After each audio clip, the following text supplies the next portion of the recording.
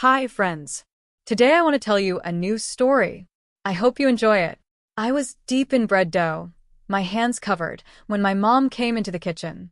She had that look on her face, the one I knew too well. It meant she and Dad had been talking about my future again. "Anna," she said, nervously twisting her hands in her apron, "your father and I have been thinking."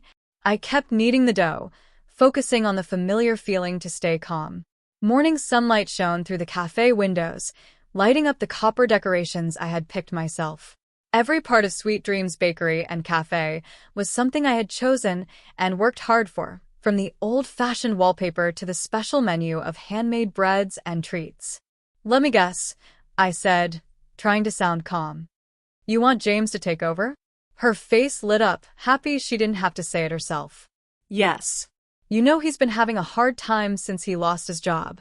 Your father thinks this would be perfect for him. He does have an MBA, after all." I laughed, but it wasn't funny. "Mom, James doesn't know anything about running a bakery. He's never worked in a kitchen. He doesn't even cook his own food. But he knows business," she said. "Things like numbers and management, stuff you struggle with." I stopped kneading and looked at her. "Struggle? Mom, the bakery has made money every month. I paid back the loan early. We have people waiting in line for custom orders." But she wasn't listening. To my parents, I was still the daughter who quit business school to learn baking. And James was still their favorite, even though he lost his job for making bad decisions.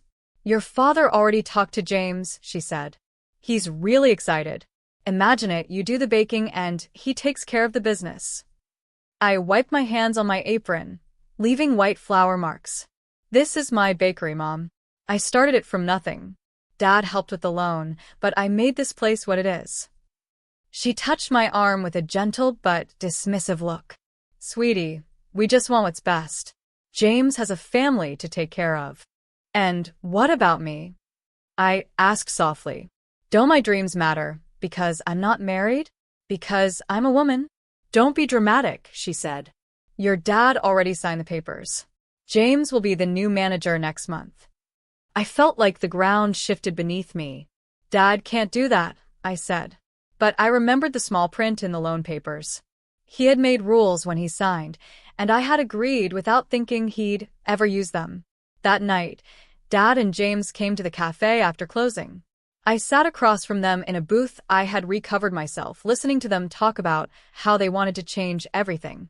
"We're going to make it more efficient," James said, looking at his tablet. "Cut out the fancy items. Focus on stuff that sells to the masses.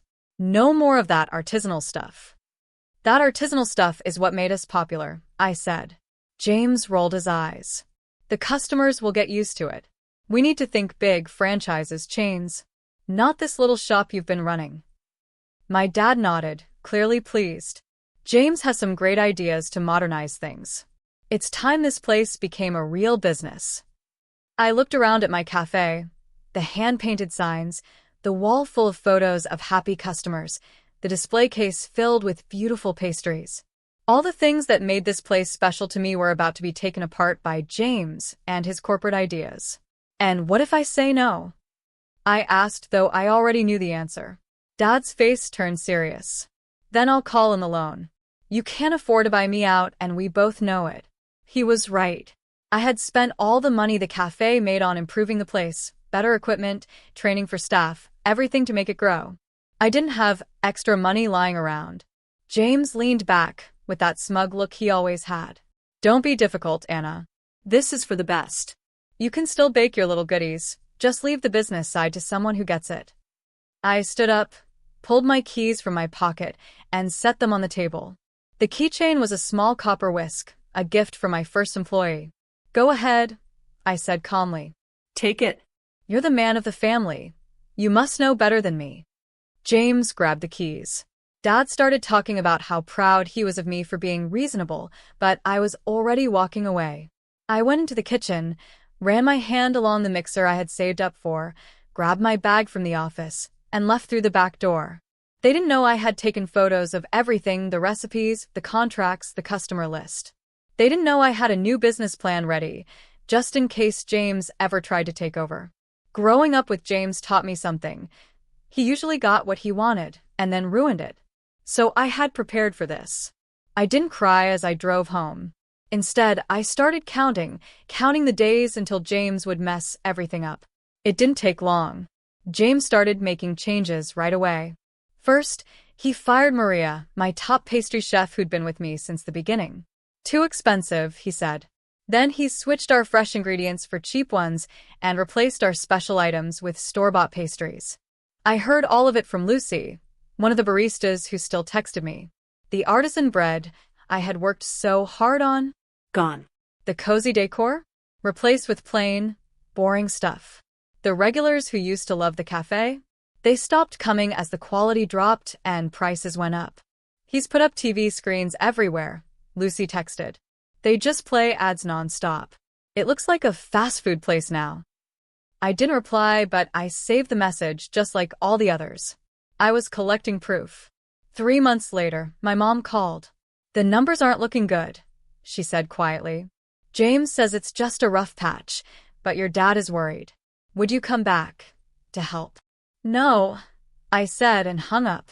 Instead, I focused on my new plan. I'd gotten a job at another bakery across town. The owner, Margaret, had been in the business for 30 years and became like a mentor to me. She understood. She'd once lost a bakery to her ex-husband. Guys like your brother, she said one morning while we shaped croissants together, they think it's all about money and numbers.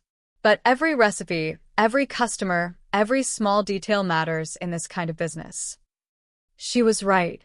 James treated the cafe like just another business he could grow fast and make money from.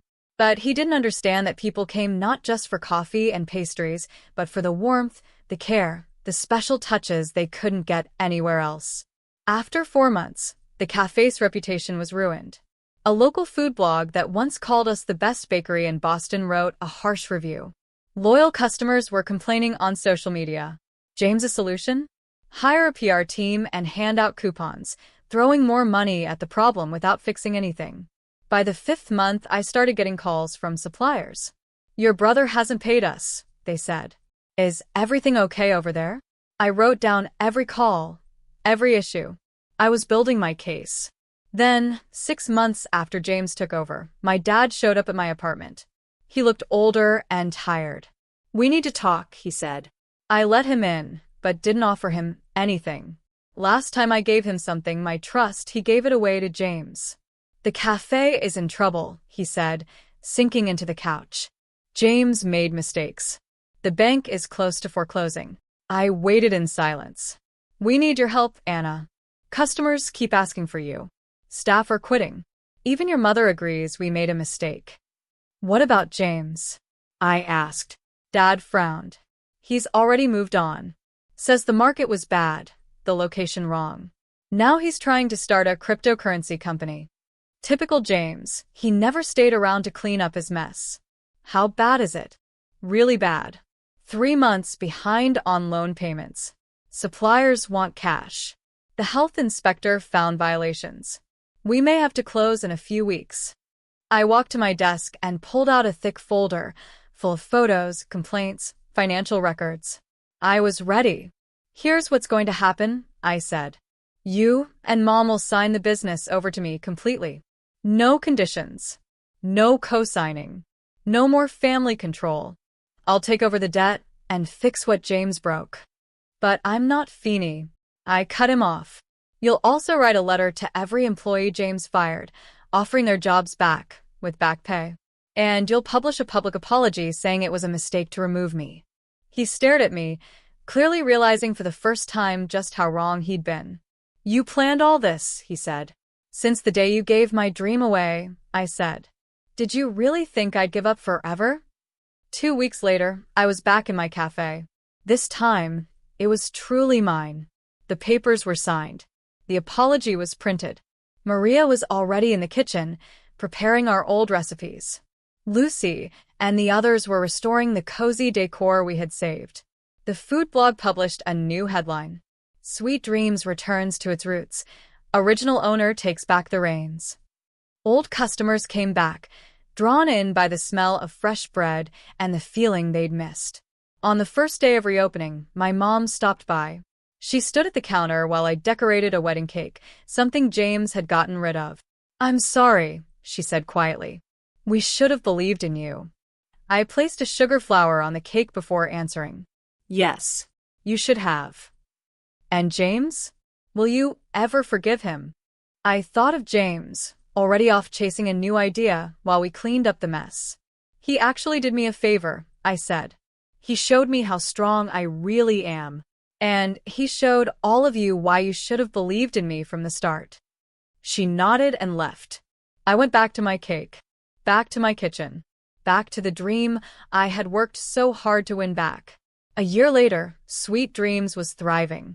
We were steadily paying off the debt, and our reputation was stronger than ever.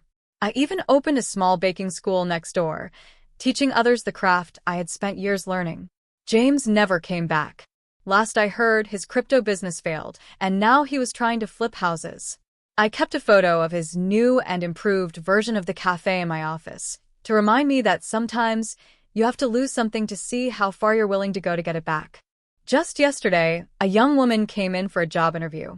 She was fresh out of culinary school, full of passion.